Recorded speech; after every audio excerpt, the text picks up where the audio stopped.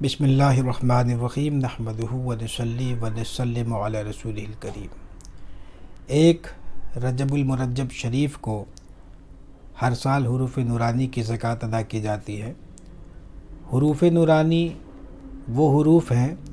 جو کہ مقطعات قرآنی میں آئے ہیں، جیسے الف لام میم را، الف لام میم صاد، اور اسی طریقے سے کاف ہا یا عین صاد، ہا میم عین سین قاف وغیرہ وغیرہ۔ تو یہ جو مقطعات قرآنی ہیں، ان میں جو حروف ہیں ان کو ہی حروف نورانی کہتے ہیں۔ اور اس پر فقیر کا ایک چھوٹا سا کتابچہ ہے، حروف مقطعات و اسم اعظم۔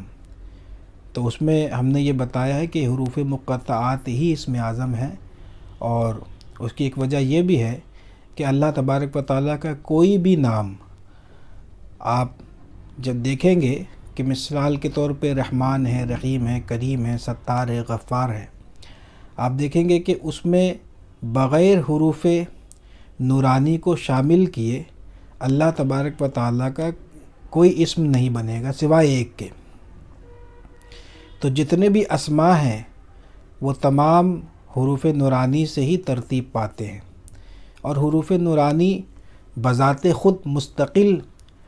وہ ایک اسم ہے اللہ تبارک و تعالیٰ کا۔ تو اس کے بارے میں اگر آپ کو تفصیل سے کچھ جاننا ہے تو یہ میرا کتابچہ حروف مقطعات و اسم اعظم،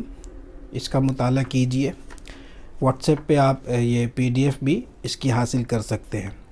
اور اس میں ہم نے حروف مقطعات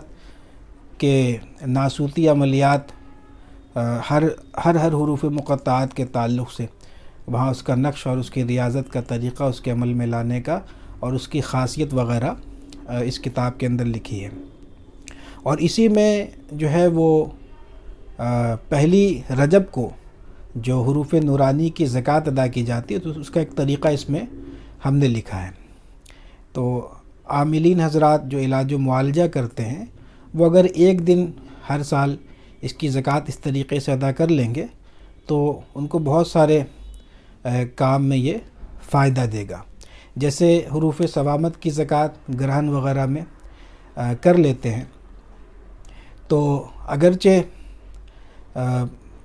ایک دفعہ یا دو دفعہ ہی سورج یا چاند گرہن میں اگر ہم نے حروف ثوامت کی زکوٰۃ صحیح اجازت اور نگرانی کے ساتھ ادا کر لی تو پھر وہ زکوٰۃ انشاءاللہ تعالی زندگی بھر کام دیتا ہے۔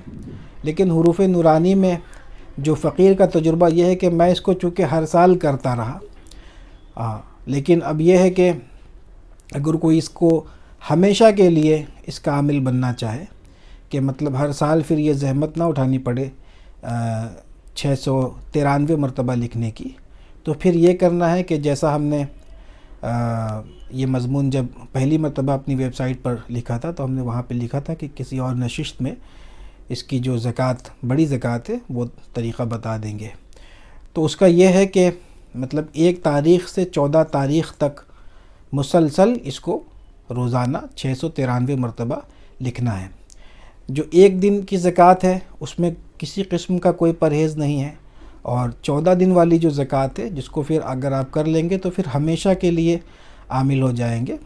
اور پھر ہر سال بسال جو ہے اس کی زکوٰۃ اس طریقے سے نکالنے کی حاجت نہ ہوگی۔ تو وہ 693 مرتبہ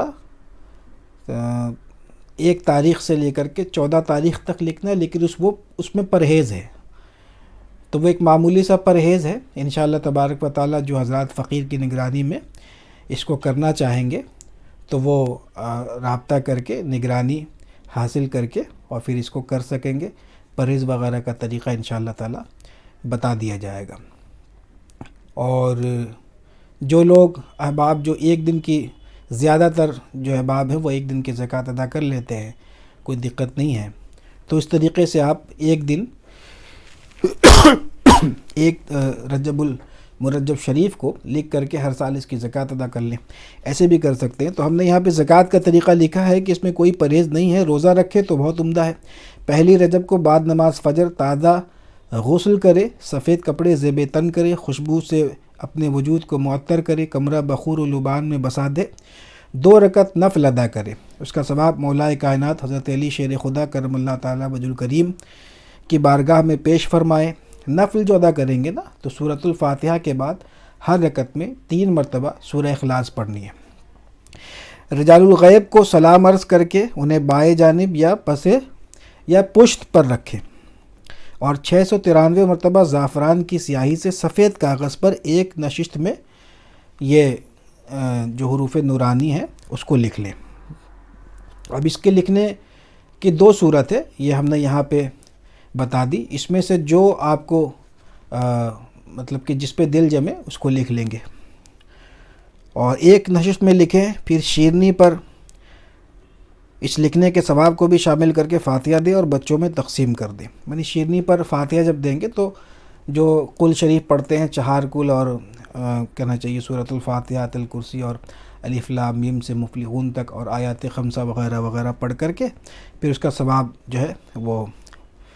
ایصال ثواب کر کے پھر وہ بچوں میں تقسیم کر دیں تو زکوٰۃ ادا ہو جائے گی۔ آئندہ ایک سال کے لیے آپ اس کے عامل ہو گئے۔ ادائے زکوٰۃ سے قبل اجازت ضروری ہے، بغیر اجازت کے ہرگز کامیابی نہیں مل سکتی۔ یہ ایسی زکوٰۃ ہے جس کی تجدید ہر سال کرنی پڑے گی، اور ایک دوسری قسم کی زکوٰۃ ہے جسے ادا کر دینے سے سال بسال زکوٰۃ کی تکلیف اٹھانی نہیں پڑتی ہے، بلکہ عامل زندگی بھر اس سے فائدہ اٹھا سکتا ہے۔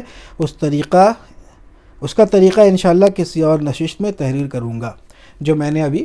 شروع میں عرض کر دیا کہ 14 دن مسلسل اس کو آپ حروف نورانی کو 693 مرتبہ لکھ لیں گے تو انشاءاللہ تعالی ہمیشہ کے لیے عامل ہو جائیں گے۔